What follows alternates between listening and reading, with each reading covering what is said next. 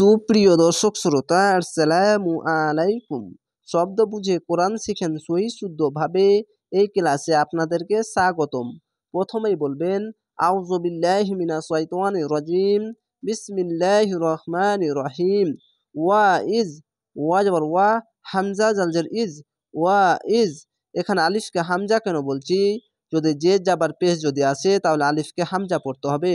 ওয়া ইজ ইয়ারফাউ, ইয়া রজবর ইয়ারফা, ইয়ারফা ইয়ারফা আইন পেশ উ, ইয়ারফাউ।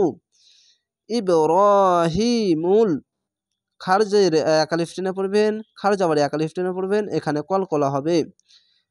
হামজা বাজের ইব র, খারজ র, ইব র হা খারজের হি, ইব্রাহিম মিম লাম পেশ মুন, ইব্রাহিমুল। ওয়া যাবার পাশে খালি আলিফ এক আলিফ টেনে পড়বেন, কব যাবার ক, ওয়া আলিফ যাবার ওয়া, ওয়া। ইদা আঞ্জের ই, দাল যাবার দা, ইদা। মিনাল, মিম জের মি, নুন লাম যাবার নাল, মিনাল।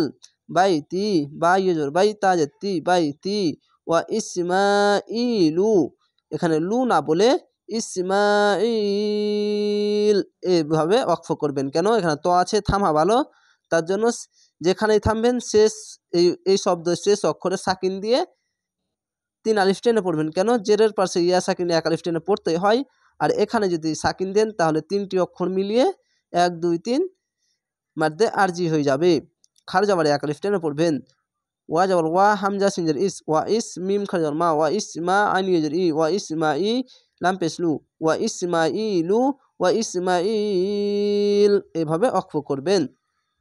রব্বানা যাবারের পাশে খালি আলিফ এক আলিফ টেনে পড়বেন। রবা যাবা রব্বা, যাবার বা, রব্বা নুন আলিফ না, রব্বানা। তাকাব্বাল, তা যাবা তা, কব যাবার কব, তাকাব্বাল লাম যাবার বাল, তাকাব্বাল। মিন্না, মিম নুন জের মিন, নুন আলিফ না, মিন্না। এখানে ওয়াজিব গুন্না, মিন্না এভাবে পড়তে হবে। এখানে এক আলিফ টেনে পড়বেন, খালি আলিফ আছে এক আলিফ টেনে পড়বেন, থেমে যাবেন, তো আছে থামবেন। ইন্না,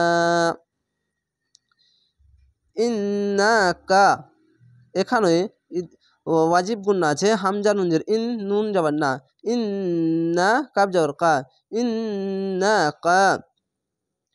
আংতাস, এখানে ইকফা গুন্না, হামজা নুন যাবার আং, বাংলা অনিষ্কার মতো হবে, তা সিন যাবার তাস, আংতাস। সামিউল, সিন যাবার সা, মিম ইজের মি, সামি আইন লাম পেশ উল, সামিউল। জেরের পাশে ইয়া সাকিন এক আলিফ টেনে পড়বেন। আলিমু, জেরের পাশে ইয়া সাকিন এক আলিফ টেনে পড়বেন। আইন যাবার আ, লাম ইজের লি, আলি মিম পেশ মু, আলিমু। এখানে থামবেন, ওয়াকফ করবেন, তার জন্য এই শব্দের শেষ অক্ষরে একটি সাকিন দিয়ে 1 2 3 3টি অক্ষর 3 আলিফ টেনে পড়বেন, মাধ্যে আরজি হবে। কেন? জেরের পাশে ইয়া সাকিন এক আলিফ টেনে পড়তে হয়, এক আলিফ টেনে পড়বেন, আর এখানে একটি সাকিন দিলে মিলিয়ে 3টি অক্ষর মিলিয়ে পড়লে মাধ্যে আরজি হয়ে যায়, 3 আলিফ টেনে পড়তে হবে। এরকমভাবে আলিম এইভাবে। তো অবশ্যই আপনাদেরকে বুঝাতে পেরেছি এবং শেখাতে পেরেছি। ইনশাআল্লাহ এভাবে ভিডিও দেখেন, ইনশাআল্লাহ আপনারা শুদ্ধভাবে পবিত্র কোরআন পড়তে পারবেন এবং শিখতে পারবেন। ভালো থাকেন, সুস্থ থাকেন। আসসালামু আলাইকুম।